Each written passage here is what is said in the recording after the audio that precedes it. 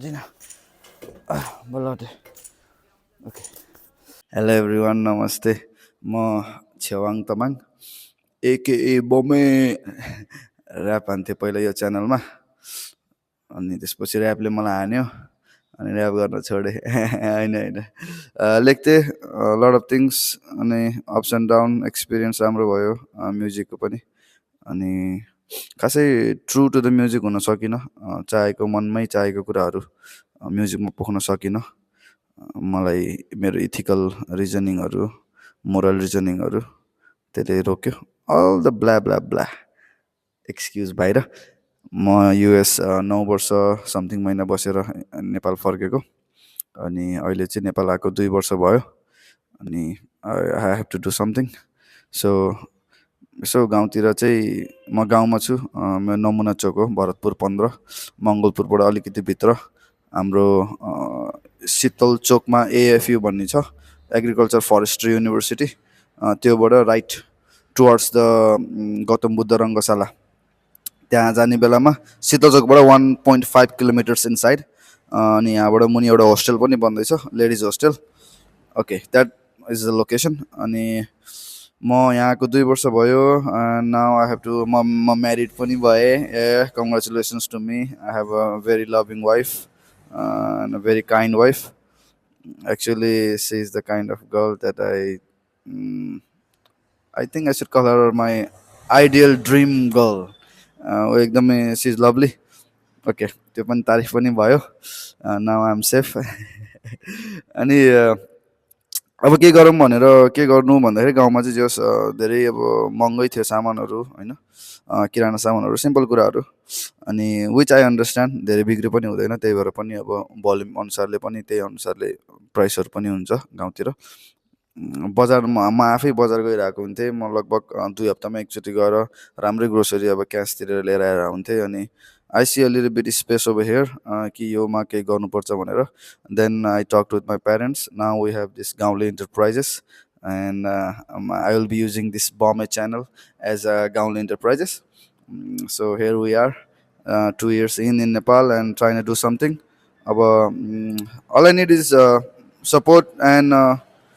marketing. यो चाहिँ ट्र्याक्टरहरू बसहरू चलिरहेको छ अहिले हाम्रो साइडमा ट्र्याक्टर मजाले ट्र्याक्टर लगाइरहनु भएको छ सानो बारी पनि छ so I mean proper village अहिले चाहिँ हामीले यो ऱ्याकहरू यताउताहरू बन्दैछ lot of things in progress एकैचोटि माघ 24 गते is our opening what else अहिले हाम्रो preparation we are under preparation probably by माघ 1 हाम्रो यहाँको कामहरू ऱ्यापअप गरेर वी सुड नाउ देन हामी पर्चेसिङतिर लाग्छौँ होला अनि हाम्रो डेलिभरीमा पनि हामी फोकस गर्छौँ we are focusing on delivery so anything above 500 within 3 kilometres of our location that would be free delivery अनि बाहिरको डेलिभरीहरूको पनि हामी बिस्तारै let's first of all let's भर्खरै त आउँदैछु बिजनेसमा सो बिस्तारै हुन्छ lot of other plannings to एउटा यहाँ चिया कफी अनि पानीपुरी चटपटको पनि एउटा आउटलेट छ यहाँ विच आई सोड you earlier so I have things in mind बिस्तारै हुन्छ बिस्तारै गरिन्छ त्यही हो नेपालमा केही नै हुन्न भनेर अब छ्याप्पै बस्न पनि भएन अब केही नभए पनि अब ट्राई त गर्नु पऱ्यो नि त अनि होपफुल्ली सबै कुरा ठिक हुन्छ अनि अर्को कुरा हाम्रो दोकानमा चाहिँ रक्सी चुरोट भोला त्यो कुराहरू पाइँदैन सो एनीबडी फ्रम माई गाउँ यदि तपाईँले हेर्दै हुनुहुन्छ भने तपाईँहरूले त्यो कुरामा फोकस गर्न सक्नुहुन्छ मैले चाहिँ त्यो कुरा राख्दिनँ I have my own reasons for that त्यही हो ओभरअल बन्दै गरेको भिडियोहरू पनि अपलोड गर्छु बिस्तारै अनि त्यही हो अब त्यही हो पनि धेरैचोटि भनियो किप सपोर्टिङ क्याची हुन्छ भनेर यो राखेको that's all for now I will be updating you guys and एउटा टिकटकमा भिडियो भाइरल गएको छ हिजो बेलुका which inspired me to make this video actually मलाई पहिल्यैदेखि भिडियो बनाउन चाहिँ मन थियो होइन अनि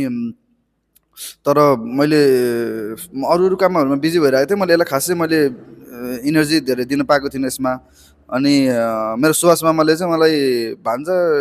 टिकटक चाहिँ तिमीलाई स्टार्टेड फ्रम द बिगिनिङ नै जर्नीहरू सबै देखाऊ, it would be a good story भन्नुभयो। अनि विच क्लिक्ड, अनि हुन्छ बाबा भनेर I followed the suggestion and yesterday video went viral. I don't for me it's viral है, अब त्यो अब भाइरलको के हो एस्टिमेसन, तर मेरो लागि चाहिँ सबैभन्दा धेरै भ्युज गएकै त्यही अब जिन्दगीभर बनाएको भिडियोहरूमा something it's almost 300K views right now, which is very good for me for my business. अनि आई वान थ्याङ्क सुभाष मामा for that. Beside that I am trying my best and let's see what happens, and whatever happens life is good, त्यो चाहिँ छ फेरि होइन। By.